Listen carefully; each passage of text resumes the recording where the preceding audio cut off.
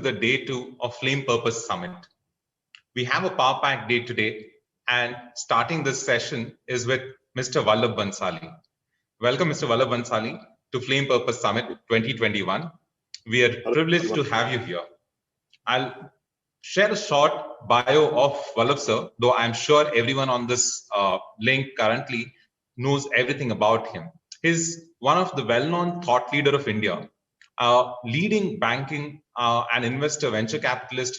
He's someone who's, kind of up there when we're thinking about investment banking. He's a co-founder of Enam, a well-known organization which has been a part of the growth of companies like Infosys, Z, Reliance, Sterlite, Marico, Inox, Thermax, Pantaloons, NTPC, etc.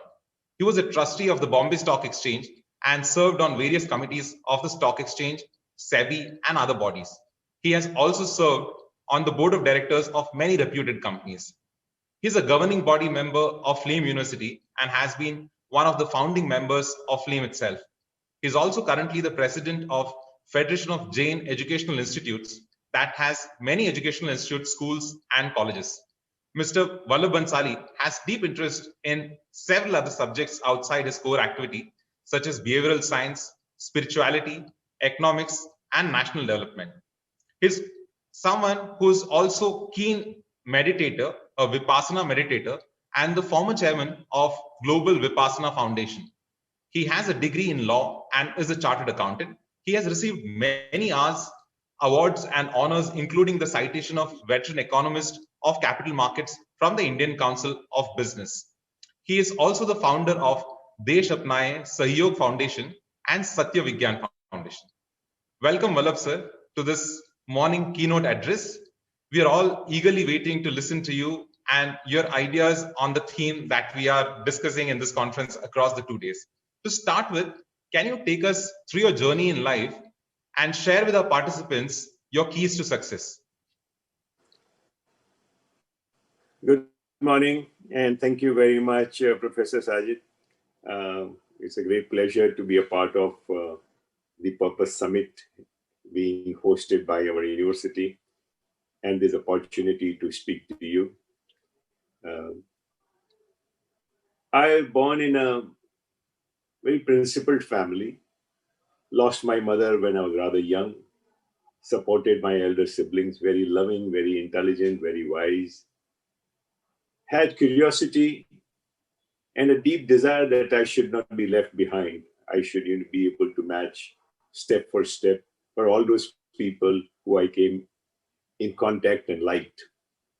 And that's been my journey. You mentioned a few of the details. The important ones are never covered. Then I made a bold decision to change my career. Actually, when I was around 17, an incident made me aware of the problems of ego. And I turned to philosophy and then spirituality. And that had a deep influence on my life. It grew my confidence and conviction about what I was doing. And that's how I was able to, give up my chartered accountancy and legal training, etc., to become interested in behavioral sciences, communication, and fields like that. And then I was able to enter into some very important partnerships. One with the Nimish Shah was the principal one, and discovered a profession that I loved and pursued with a lot of passion, investment and investment banking, until bigger things called out, which was serving the country, serving the community, and spiritual advancement. And that's what I have been at for the last 8-10 years. As to success, well, I'm a continuing failure, but never ready to give up. So that's a short view of my life. So when you say you are a continuous failure, and I think the world looks at you as a success, how do you define success and what is failure when you're kind of looking at it and measuring and mapping it from your own life?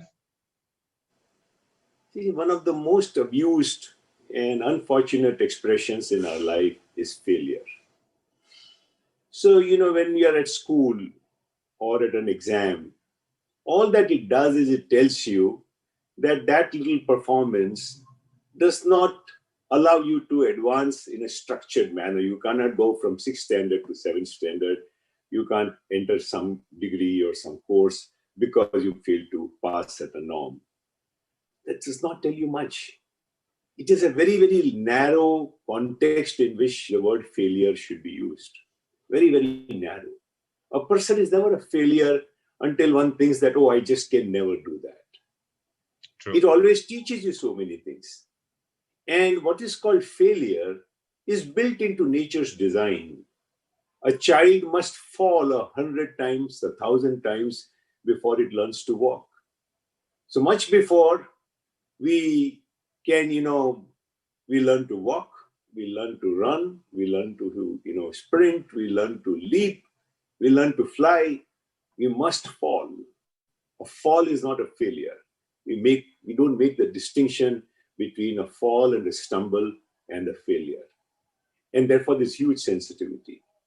And success is understanding that, oh, a fall is not a failure.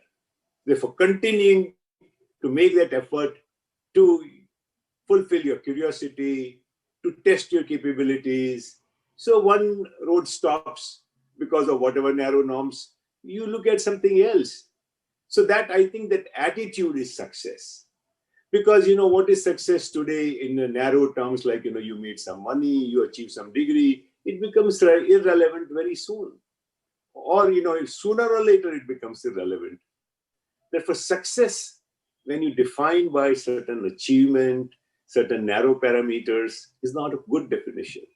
But the attitude to make that effort continuously, be happy, be more fulfilled, is success to me. Interesting. So when you say, I'm sure that there would have been a lot of stumbles and falls, and you took a lot of different paths too.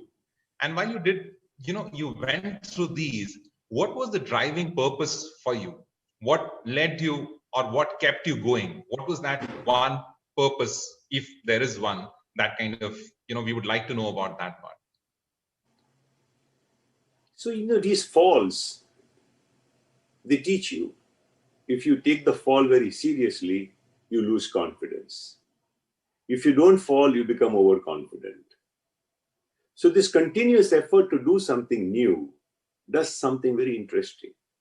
It creates a combination of what I call humility and confidence. Not overconfidence, not weakness. And once that happens, you understand the design of nature. That someone who has got everything, they want to go and ski, they want to go and deep dive into the sea, they want to go to the space. So a challenge is always calling us out. As you recognize this whole pattern, something else happens, that it is this combination of your humility and this challenge which always calls you out, that you see a design in nature. And the journey from your outward journey starts turning inward. I think those who turn inward to understand where this capability comes from, what does this humility do to them, they start seeing an alignment with nature.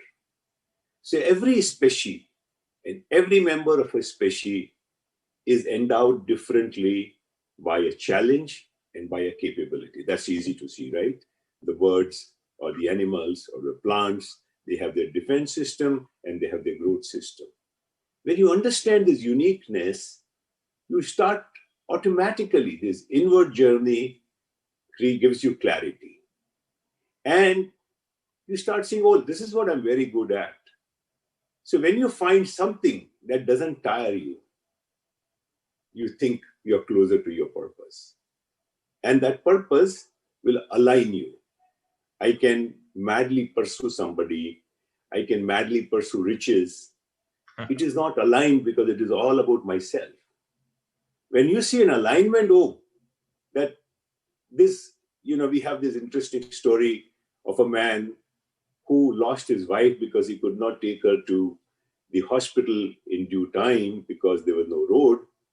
He bore through a hill all by himself so that there could be a shorter path and people could reach medical facilities quickly. It's a story from Bihar.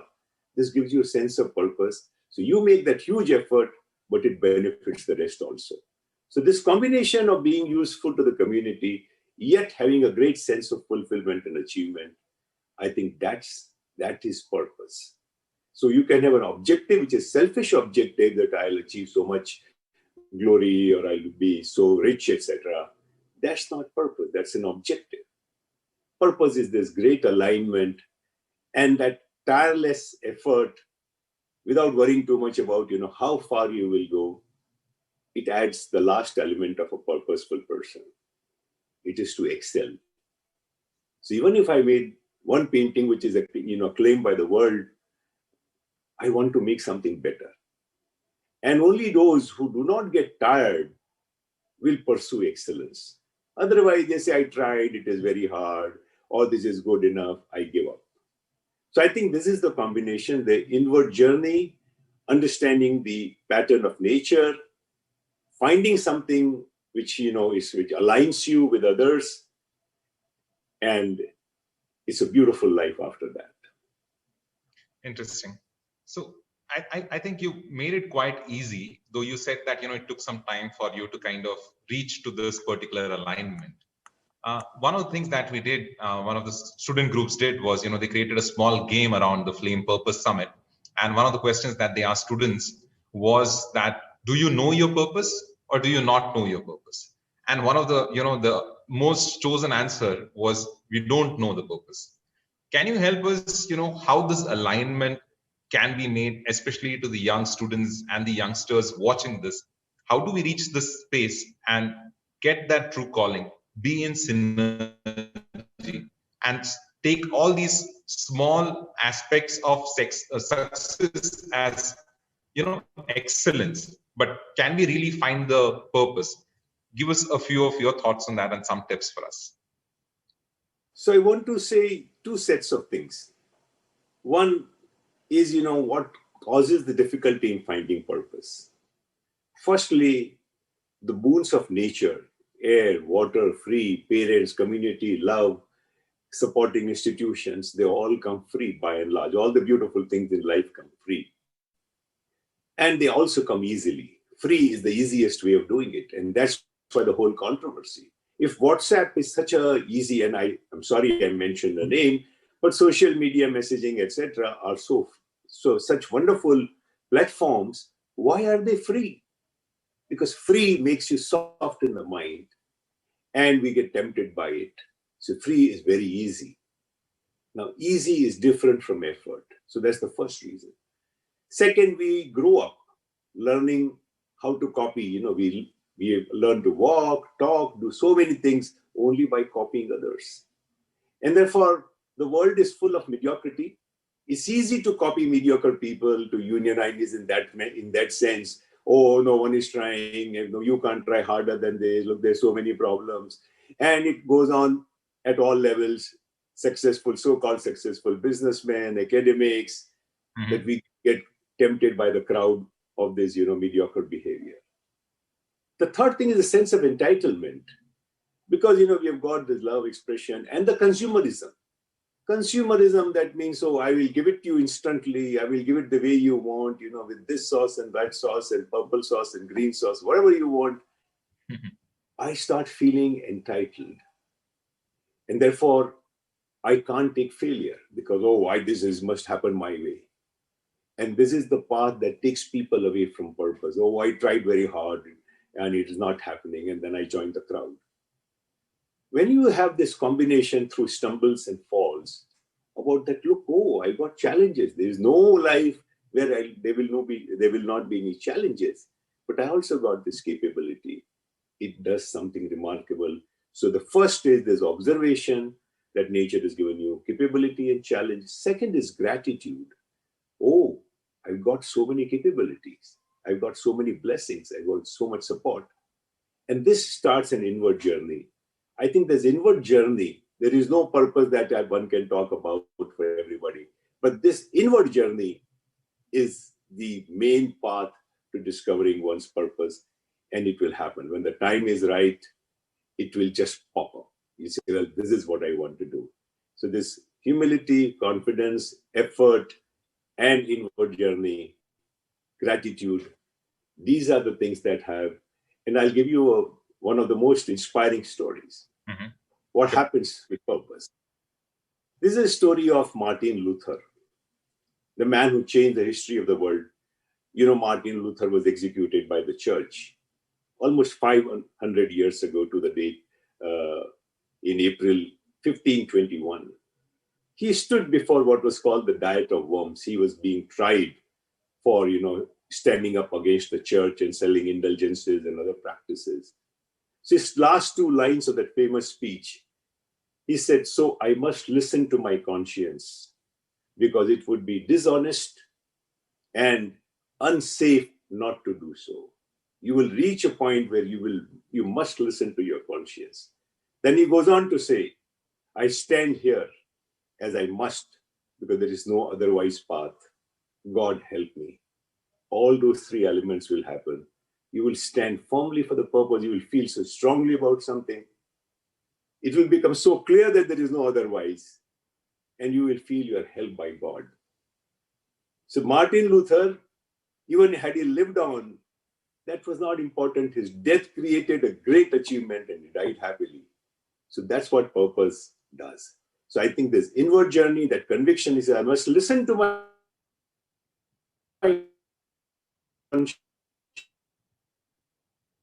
and more is risky to do so.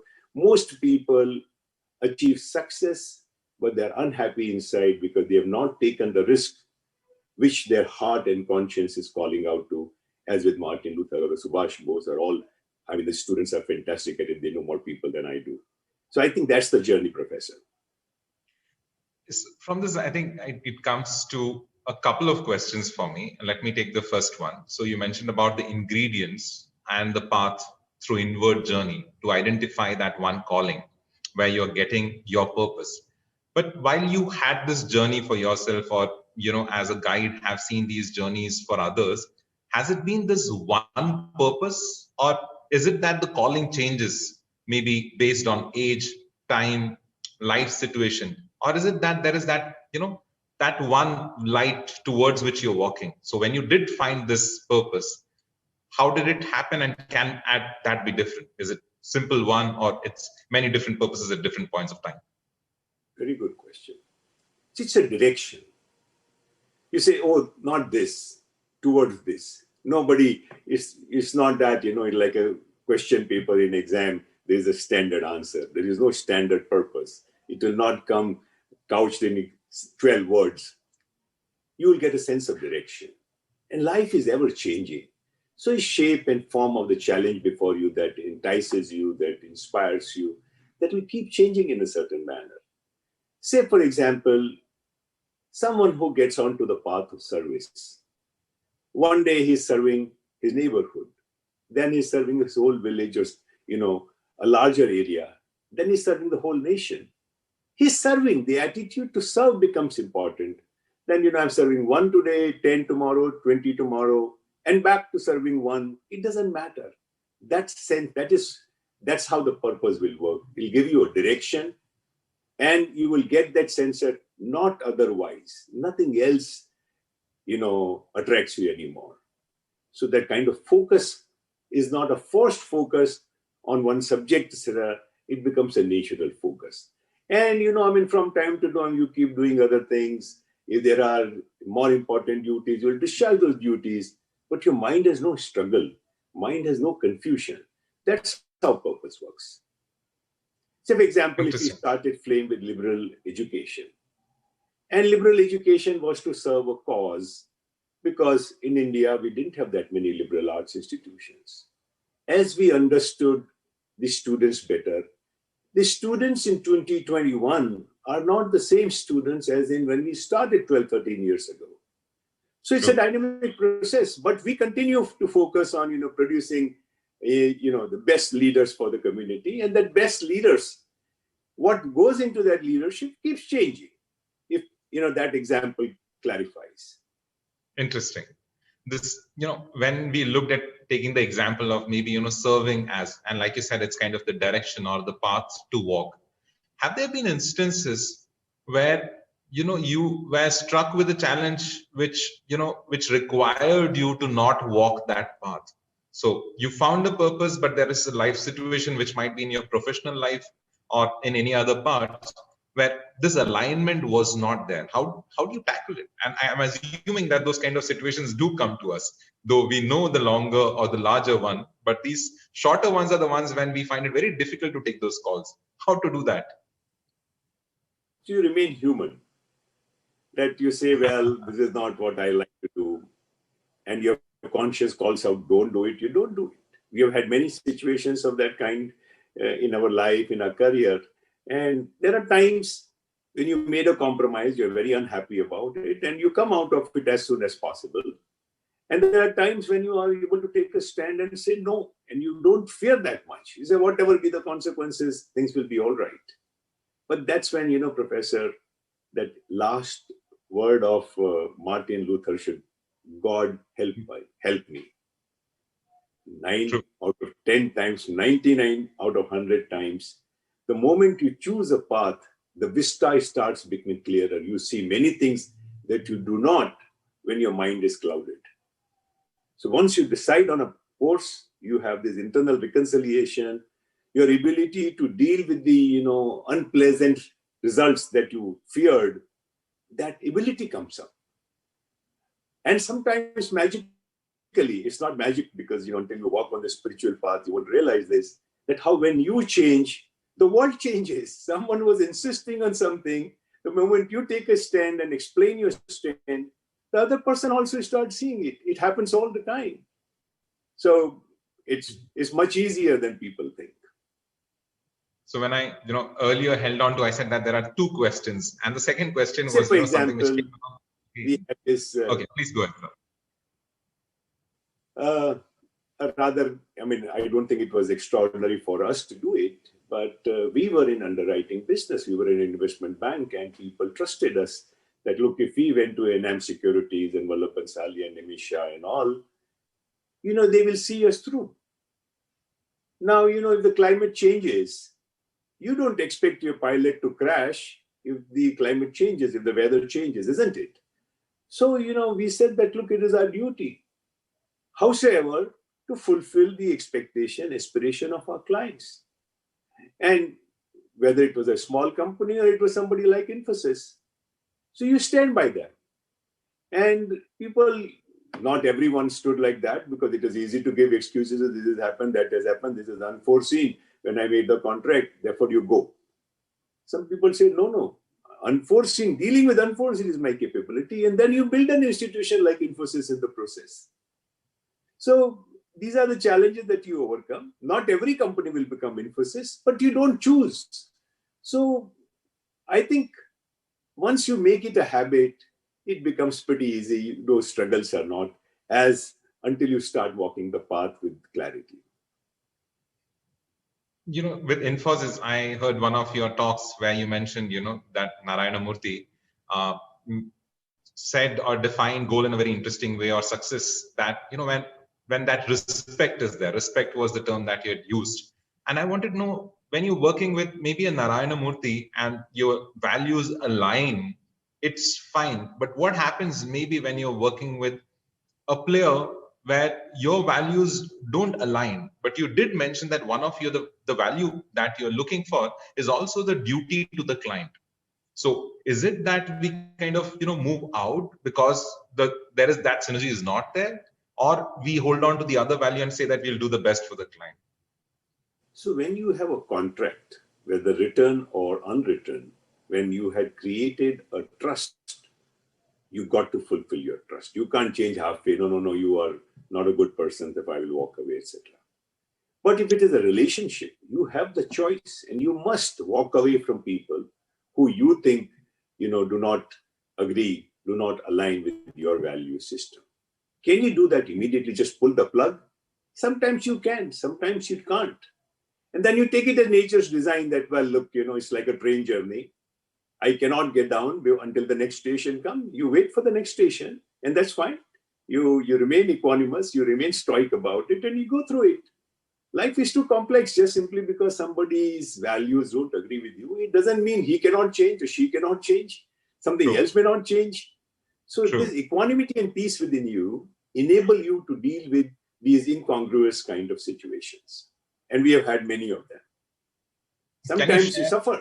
So you are happy with that price, yes.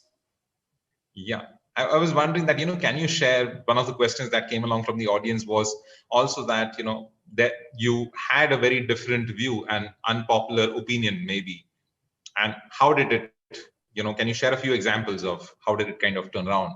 And maybe that worked out for you or it didn't work out for you, but something that we could kind of make it more real and relate, we can relate with that, as I think most of us go through it as well on a daily basis. Sure, in the context of the markets, when the markets are bullish, you may be very bearish. And since I was the face of the company, I had to take that stand that I don't agree with it. We declined offerings, that were very popular, and they came to us with a lot of pressure that, look, you must help us or join this effort. And we would say we would not join that effort, doesn't matter how big people are.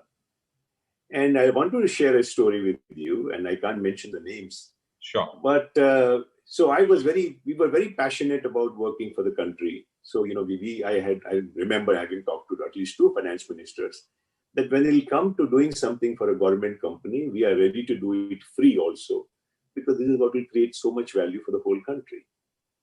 And then as PSUs, started coming to market more regularly, there were a lot of other people trying to do that, and doing that work was not pleasant anymore. So we stopped working on that. Okay. The chairman of one of the most powerful and successful PSUs one day landed up in my office without notice, 5 minutes notice. Somebody called that, no, XYZ is coming to your office. I was most surprised. So I remember I was very reluctant. I made him sit in a small conference room, irrespective of how big he was, because I was very reluctant. He came without. He said, "आप ऐसे कैसे बोल सकते हैं, हमारा IPO handle नहीं करेंगे." So you have that kind of pressure also come right onto you, but you stick to your guns. And you're pleasant, you're respectful, you explain your stand. It happens.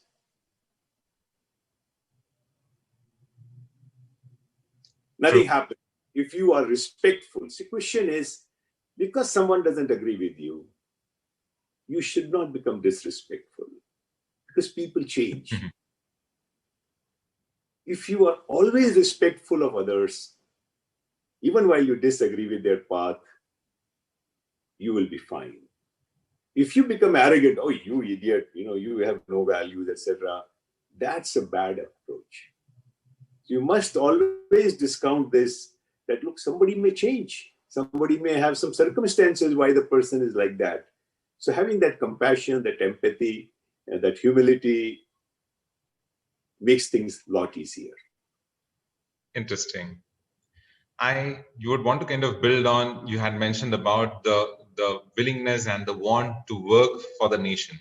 I want you to take us through the journeys with Desh Apnaye Sahyog Foundation and with Satya Vigyan Foundation. How do these participate in the nation development?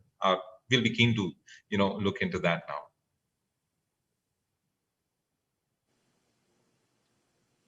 Desh Apnaye recognized one historical development. That democracy, particularly of the kind that we practice, we had ancient democracy in this country, which was dharma democracy. That, dharma decided the rules. The rules were that which were nature's law, and they were kind of elaborated on by our scriptures, by saints, giving you easy ways of dealing with it. Instead of that, today we have lawmakers made constitution, etc. Sure. So a very eloquent, but not necessarily accurate definition of democracy came to be of the people, by the people, for the people. But we know democracies all over the world, or in most places, are not for all the people. It's not by all the people. There are so many difficulties. But we have created power channels. Those who understand that, well, this is not a properly functioning mechanism, they will take advantage of it, an undue advantage of it. And it creates an incongruity. Desh Apnaye works on making our democracy more functional and spreading this awareness and encouraging people that, citizens will remain sitting ducks, or they have to depend on good luck that there will be somebody, some good leader who will be inclusive, who will support you, who will be honest and so on, hardworking. Otherwise, it will not work the way it is. So the citizens must learn to become actisans, and we define actisan as alert, informed, and active citizens. They are actisans. So Desh Apnaye works primarily to spread this message. We work with schools primarily and encouraging students. So we conduct various involvement engagement programs with them. Satya Vigyan Foundation again recognizes that Satya is just not a moral value. It's much more than a moral value. It is the tool which is it's like a gravity. You must return to the gravity, it doesn't matter what you do.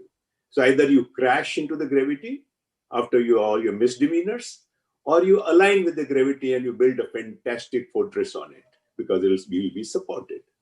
So it gives you peace, it gives you clarity, it gives you the drive to excellence. So how to look at truth in a more practical manner is the objective of Satya Vigyan Foundation. And also those who are on the spiritual path, unless your spirituality is based on reality of nature, you will walk away from it. So we have developed some very, very good programs on what we call Samyak Darshan, or looking at the reality as it is, not in my scripture or some sectarian view, but to discover the reality as it is, as Newton discovered, there is gravity, apple falls. It's not a Christian apple, it's not a Jain apple, it's not a Buddhist apple. So how did the apple really fall in nature once your spiritual path is based on that? That's truth. And so we do spiritual programs and we do practical programs. And so the Truth Talks is one of the initiatives where we bring in people from all walks of life and we inspire people that how you can meet the challenges because of your soft-headedness of falsehood. Instead of that, how you start getting convinced and how they lived a life of integrity, facing these challenges and come out successfully, be happy and be respected. Most importantly, being respected is very different from being successful. So they were successful and respected. So those are some of the initiatives that we do under both. Of course, we continue to do other support programs. We were a big involvement in Corona and other causes as they come, but that's okay. That's, I think, many people doing. But this citizenship focus, not many people are doing. Interesting. In this, the question with Satya, and you said that it's a powerful tool which allows us to be in peace with what we are doing. Is Satya again, maybe relative? Is there that one universal truth, or is it just, the context gives different truth to people? So what is this tool trying to do? Is it to reach that Satya, or maybe there is one Satya? I would want your view on that. See, truth, Sat, that means what exists. Truth is what does not change. I slapped you with a certain objective, which is different from the fact of I slapped you. So if I say I didn't slap you, I try to teach you a lesson, then I start altering the reality. So you say I slapped you for a purpose. Maybe I slapped you harder than I intended, etc. is a different version. So I say he slapped me very hard. And so I think what we call, there is an objective truth and there is an aspect of truth or subjective truth. Subjective truth will always change. So, a martyr for one group is a criminal for another group. But the fact that somebody sacrificed one's life is truth. So we say truth is that which cannot change. There's only one truth. And then, how it is to be. So when I try and impose my truth on you, all these other struggles start. So we say truth is primarily to do with yourself and not with others. It's not about preaching others that you be truthful. We're saying, experiment with truth. You be truthful to yourself. And that's how, the three elements very beautifully defined by Mr. Narayanan Murthy, that honesty in what you express, transparency is in what you do, and integrity is how you live. All the three aspects of truth will start happening. And when we'll come to integrity, then the question of, what you're saying in absolute truth or a relative truth, etc., will arise. And in that, a path of integrity, then you make room for others. That maybe what I see is not what others see. So how do I deal with it? So you develop this system of empathy, of transparency, of making empathy, and then you make you are ready to make a sacrifice. That look, I say this is how it should happen. The other person does not agree with it. Say, I will get out of the partnership. It's okay. I will be less rich. I'll be less famous, but that's okay. So you don't try and impose your truth, but you remain honest to your truth. Like Martin Luther, he says, I'll die. That's okay. You don't accept my truth. That's fine. I expressed it, but that's fine. So that's what the path of truth is. So I want to kind of, just take it further on the objective truths. Maybe certain things are objective truths too, but relative. Like an example which we had, in one of the earlier conversations, that maybe someone is on a train. For the truth for that person is that the person is stationary because the person is standing on the train, not moving at all. Maybe someone is outside the train. The truth for that person is that this person is moving because he sees the person from the window or the door of the train, and the train is actually moving. Now, this is objective truth too, which varies. So at times, the yearning for the one or the universal truth, makes me wonder that does that even exist? So Satya Vigyan Foundation tries to keep away from these kind of controversies. We say, if you're in the station and you think that the train is moving, this is what you exactly think, say that. Don't say something else. Okay. But to feel one way and then to say something because all others are saying that, that's walking away from truth. So which is a self-discovery path. Truth is a self-discovery path. So remaining truthful to oneself is the path that we talk about, in which I make a mistake. I thought it was like that, but I honestly admit I was wrong. And then it doesn't matter whether it is what I say now is popular or not popular. That doesn't matter. You want to remain truthful to yourself. So often when we talk about this truthfulness, etc., people point out, but the guy that you brought, he told a lie that time. They are obsessed with what others are doing, not obsessed with what they are doing.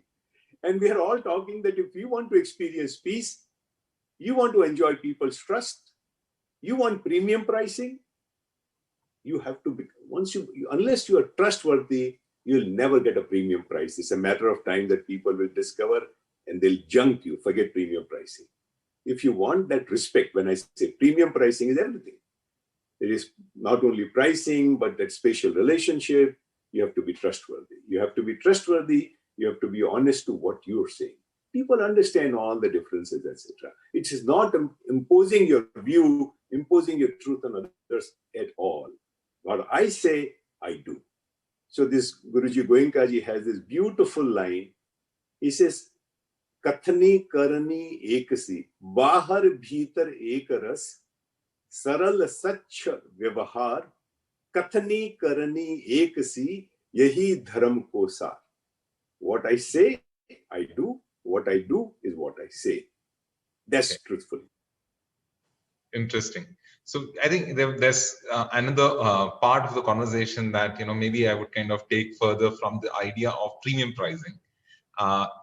When and if I kind of look at it from the perspective of brands, many a time you're right that the brand is about the trust, but the brand is also about many a times selling things or selling values. I'm not really talking about the value as life values, but from the consumer, the value that the person is finding in the product, where the value does not exist. So we are many times charging premium for actually selling success or confidence or beauty. And that's what people are buying, let's say a particular brand for. So how does it kind of fit in this idea of truth? So these are all what we call gray paths. That, if I know that my product will look good on a particular actress or a heroine or a model and not look good on everybody, but I'll promote my product with my model and I will not claim that it will look good on you. Then I let the other person misjudge that, oh, it has to look good on me also. So that is clever. But there are products who will not do that too. They'll say, this is how my product works. So when I deal with beauty, when I deal with all this perception business, it is inevitable that I will, if I promote very hard, I will sell misperceptions. So I say, I never told you, but you believed on your own, but I took you right. I will keep pushing you until you believe in that manner. That's the success for them. So there are people who follow very high standards. There are people who will not follow very high standards. And that's the challenge of the Purpose Summit or, Satya Vigyan Foundation. So we say, all right, the world will be what it will be, but let's do what we can. Can we be the example? First for ourselves and our happiness. And if it spreads some light around us, good. That's it. We have no pretenses that, oh, we will be able to spread the light all around and make everyone truthful. We have no such ambition. We have no such delusion. Is it more that, more of the life is on the gray part then? Because what you said as the gray part, is that kind of more on a daily basis that we are existing with, or, that's less and the alignment is more? How does it kind of work out? And along with this, I would want you to lead us with Vipassana meditation and also help us, how I think, I have heard in one of your other conversations earlier that has helped you. So, I would like you to kind of help us, and give your views on these two. Sure. So I think the whole journey with philosophy and spirituality has had a deep influence on whatever I did, and Vipassana is no exception. Vipassana, what simply means to see the reality as it is. V means a spatial, Passana is to understand or to see in an understanding manner. So in Indian scriptures, it's called a Jnana Chakshu, that Vimudhananu Pashyanti, Pashyanti Jnana Chakshu, etc. That when you learn to see with insight, that's when you really see. And so Vipassana is about that. So you constantly, Vipassana begins not by seeing the world, but seeing yourself constantly. Oh, anger is arising in me and this is reality. Now to make my anger a result of what is happening outside is not right, because sometimes I don't get angry, sometimes I get angry. Once I recognize that, I start becoming wiser. Oh, anger is in me and it is triggered very easily. Once I come to know that, oh, my anger is triggered, I learn to relax. I learn to see otherwise, then I don't emphasize the cause. So some people smile even, and while some person will get very angry. So that's how Vipassana helps. And that's how you see that, look, oh, the whole world is like that. That when winter comes, right? If I ask your participants or our participants, tell me, which is the right season in a year? Is it winter? Is it summer? It is autumn, or it is rain? Is there a right season? No, seasons change. If I don't like a particular season, it becomes wrong. So I start recognizing that, oh, nothing is wrong in the world. The world keeps changing, situations keep changing like a kaleidoscope. I learn to remain steadfast, to see what is changing outside, what is changing inside. And that applies in all situations, whether I'm discharging so-called duty, whether I'm being myself, whether I'm just thinking. In all situations, you understand what is not changing, what is changing. And that's the path of Vipassana. That's the path of purposeful life also. Interesting. I'll just move on to some of the questions that we are getting from the participants, and I would want to share with the participants that they can ask us questions in the chat board, as well as hashtag Flame Purpose Summit to be on any of the platforms, and we would be able to take your questions and share it with our speakers of the day. So one of the questions that has come along is, can you share with us if there were days when you did not feel connected with yourself, your purpose, and how did you tackle it? hundreds of them. You understand, you admit that today, I'm off my rocker, that I'm not able to find my peace because something has taken hold of my mind, right? So either fear or expectation or anxiety, anger, and then your peace is disturbed. So acceptance, that humility to accept, oh, things are not as I would like, that acceptance opens all doors. So that's the humility confidence part. The moment you are humble, you're grateful, nature loves it. Nature will start showing you a path. So it happens all the time, all the time. But your recovery time is faster and faster. That's what changes as you move forward. Right. So you go down, but you know that you go down, and then you can recover or pull back faster via these. I think, go ahead, please. Okay. So let me kind of take the next question from the audience here. I think there are quite a few. Before that, can I, go to one question which I've been wanting to ask, but a couple of times it, went off.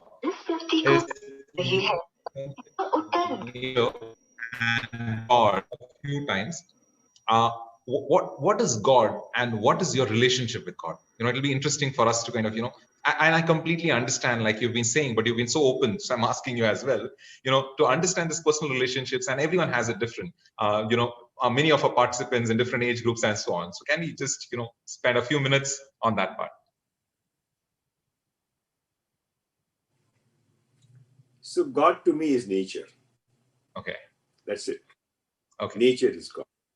Okay. Interesting. And so Kabir had this beautiful sense, Jab jaisa tab vaisa re. So since nature is changing all the time, it comes in different forms. So we know that do unto others as you would want them to do unto you is not a precept in the books. You discover it yourself. That when I smile, the world smiles. Generally, isn't it? When I'm being nice to people, people be nice to me. This is what nature is. This is what God is. So I think it's just that when I become angry, I become miserable. Now, I don't need to read a book to find this out. That when I want to help others, once you help, okay, everybody has this experience, that do you have a feeling better than the one that you get when you help others lovingly? Ask yourself. Interesting. So that's how God speaks. And that's God for me. Interesting. So while, there are people who we address as God, in India, we have had many extraordinary people.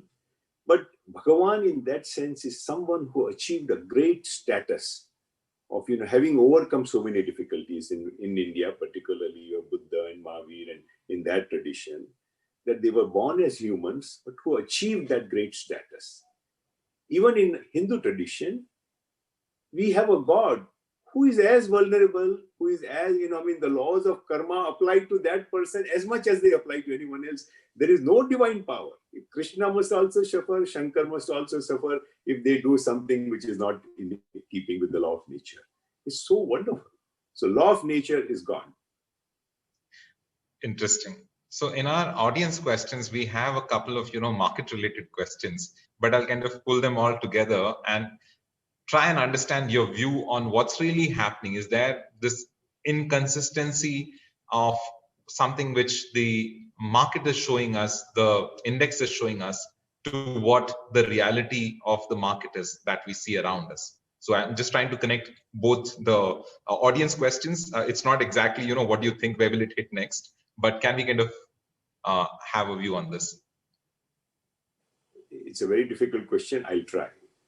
Because the evolution of market and our own evolution in understanding it is not according to the laid down path. So people don't understand. Somebody says I made so much money and that's very intoxicating and that's the interest in market.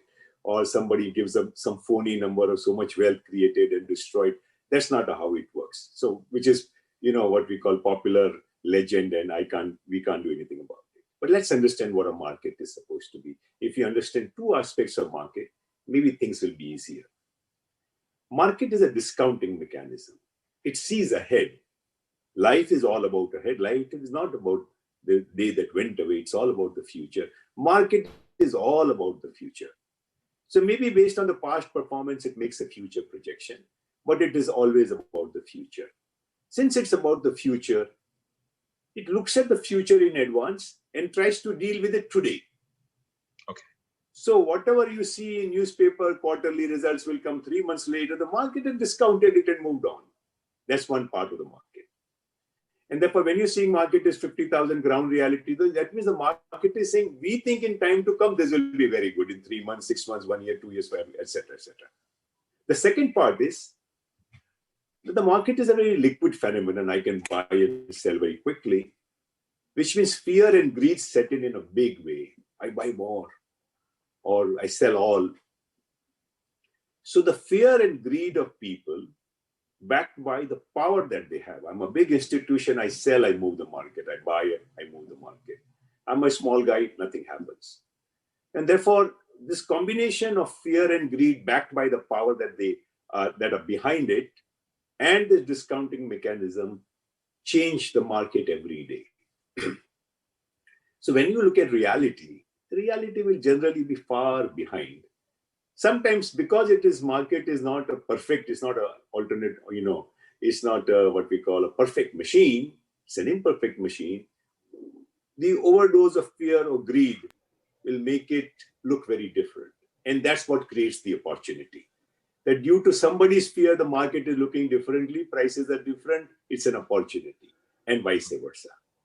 So in market, one's rule is very useful. It's never as bad as you think, and it's never as good as it is made out. So today people make out it's very, very good. 6 months back, people made out it's very, very bad. It was neither that bad. It may not be as good as it, people or the newspapers and media start making it. Interesting. As the time comes to a close, I'll just take a couple more questions from the audience and we'll move along. The first question is, while we talk about selling and products on one hand, Vipassana talks about detachment. And as a practitioner of Vipassana meditation, how do we balance both wanting things and wanting to be free of wanting itself? I think it's an interesting question. You see, Vipassana is an experiential path. It's not an intellectual path. So typically we say, 10% intellectual, 90% experience. And they don't tell you what to experience. They only give you a path that, okay, do this, focus, try and go within. This is a tool. And then the tool becomes useless. That journey within becomes experience. You experience the reality as it manifests in you every minute. And then you see your alignment with the universe, right? So look at this alignment is a beautiful thing. So okay, would you be able to breathe unless there was an arrangement that there was a supply of oxygen somewhere? Right? True. How much soever I want to breathe oxygen, unless there's a supply, there's some arrangement for you. So Vipassana is to see what is around, what's happening in an objective manner. So that detachment is actually objectivity. Then you are in a situation, you have to make a living. To make a living, you have to do something. So when it is said be detached, it means that you make your plans, you have goals, but you are not attached to the outcome. If something goes wrong, you don't go off your rocker, you don't lose your balance. You say, well, things have not worked out the way it is.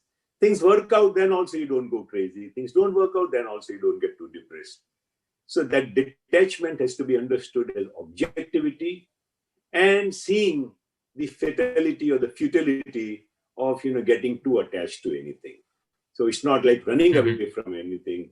It is being there and yet be happy. You do not control the outcomes, not that you don't attempt to make those outcomes.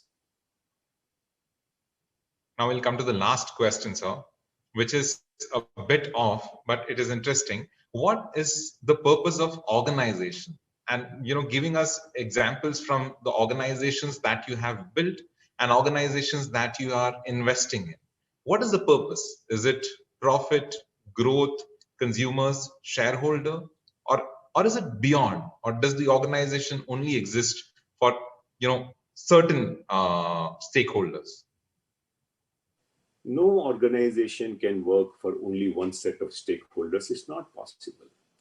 So just as nature will let tree take roots, absorb a lot of moisture, but it must also give out moisture from leaves and so on and so forth. In a desert, it will create a mechanism where the roots will go very deep and it will not give out that moisture that easily. So it is a mechanism. And so a company that just becomes self-obsessed, sooner or later comes to be hated by the consumers, by the regulators. So I will always have a primary stakeholder and I will have secondary stakeholders, and I'll keep that in the interest of all of them always balanced. So paying taxes is, looking at people I don't have direct connection with. Keeping my relationship with the government that provides me security and so many other things.